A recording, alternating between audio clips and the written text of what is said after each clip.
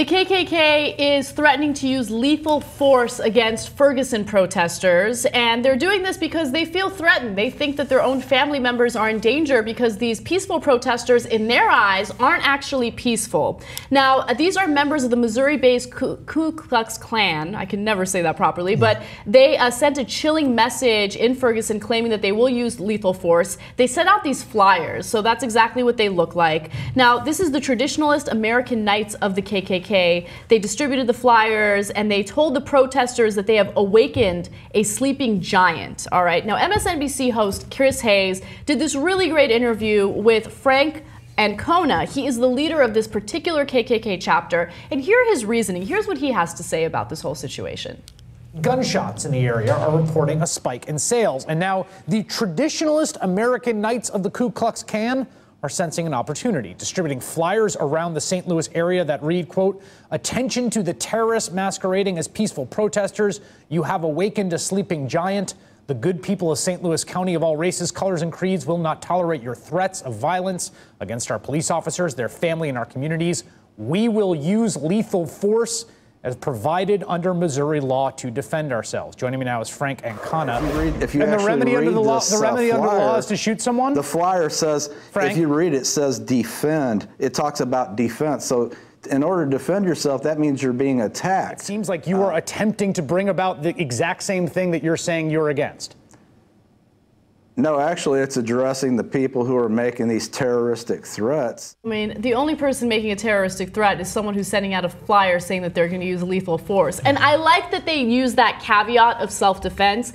These Ferguson protesters are not a threat. They are not violent. They're trying to raise awareness about police brutality, police using excessive force. This is a really important time in America because we have a huge problem with cops using excessive force. We have these stories on a daily basis. So for him to say that, oh, they're a threat to us, no, dude, you're a threat to America. You are literally part of an organization that seeks to hate people just because of the color of their skin. He's disgusting. And I'm glad that Chris Hayes asked him the hard questions. Now I want to hear what you guys have to say. Francis, make your point. So even though Chris Hayes did ask him these questions, the fact that this group is able to portray their view logically on a television station is disgusting to me to start with, because they shouldn't even be given the airtime. No matter if he did have these opinions that would condemn their actions like he did ask him the hard questions, there's still going to be viewers out there that are going to take his views logically and go and think that that's the right thing to do, because it's disgraceful the fact that this organization that condemns people for the color of their skin are still allowed to be on a television news station and still allowed to be an organization as a whole.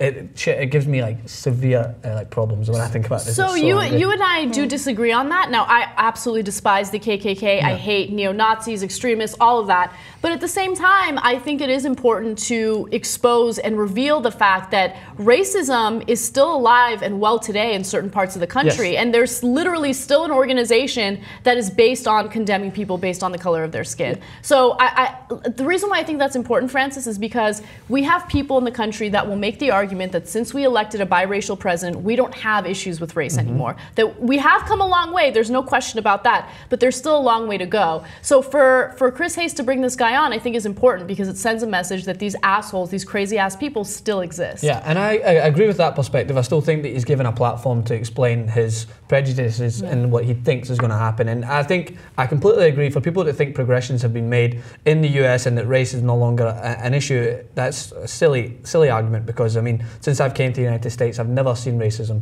like I've seen in this country. And it's something that's it's always been like something I've felt since I've stepped in the country, not towards me in general, but I can see it no matter where I go. And I think that although this organization is good to condemn them, they're still given the right to be able to speak. He's still given the right to talk on a news television. And I think more than anything, this organization should be completely disbanded, and that would send the mission home. It should be against the constitutional rights to have an organization that would continue to harm people because of the color of their skin still allowed to resonate in the US. Yeah, Sandra, I'm really curious what you think. Make your point.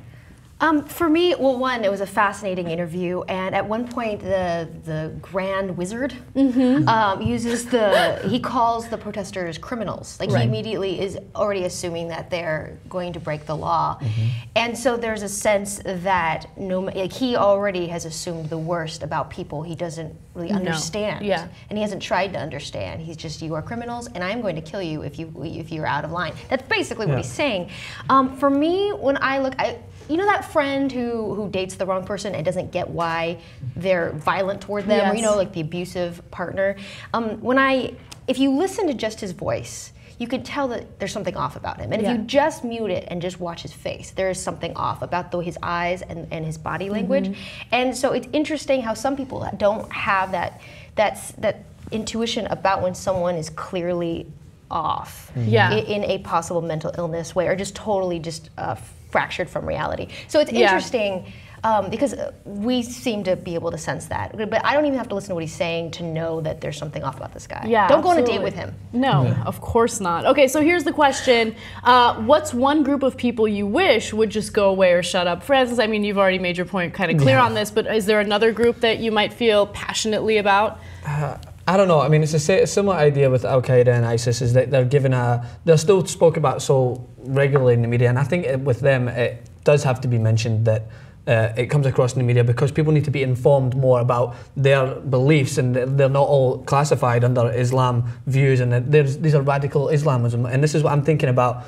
There's one point I need to make about the guy's interview, is he does state regularly an issue that I think is resounding in the US. He makes one argument. He says, my friend was threatened that his wife was going to be raped. So that's he's making like a one-person perspective. That's one person, so automatically that means that a full group of people then can be condemned and be attacked. And I think that's exactly what is represented, and it's wrong with America, because it comes to, when you're looking at Islam and Muslims, people are grouping them into one massive group because of what ISIS and Al-Qaeda carry out. They think that everyone's a radical Islam because they believe something that others don't. Right, there are gradations in every religion, in every group of people, regardless of Muslim religion or Christian religion, Jewish religion. It really doesn't matter. There definitely are extremists. I think that's a great point. I'm glad you made that. Sandra, what about you? It's fascinating to hear you talk about that, because I feel the same way about extremist right-wing Christian groups. Because for me, I have had a lot of Christian friends in my life, and there's a lot of great perspective and a great set of values and morals there. However, they're drowned out by these folks who also Republican Party basically takes a few key values and then just manipulates an entire religious group by saying if you care about life, you need to vote with us. And they don't actually care about the Christian values. So you have these two groups coming together, and it's really detrimental to society. So that's for me a group that I wish would chill. Stop talking. I agree with you 100%. Recently on my personal YouTube channel, I talked about this pastor in California who compared women who have premarital sex to dirty dish rags. I want to stop hearing from those guys, right? So I don't believe in censorship, right? But for the sake of this question, I would say if I lived in a perfect world and I could push a button, I could drown out the noise of certain organizations, it would be fundamentalists who judge people for living their lives in a normal and natural way. People who are judgmental about gay marriage, people who are judgmental about women having premarital sex, people who are judgmental about like what you do in the bedroom. It's none of your freaking business, and I don't want to hear from you anymore, right? So I would say that I wish they would just shut up and go away. But I want to hear from you guys. What is one organization or maybe one specific person that you wish you would never have to hear from again? Comment, let us know in the section below, and we'll see you guys soon.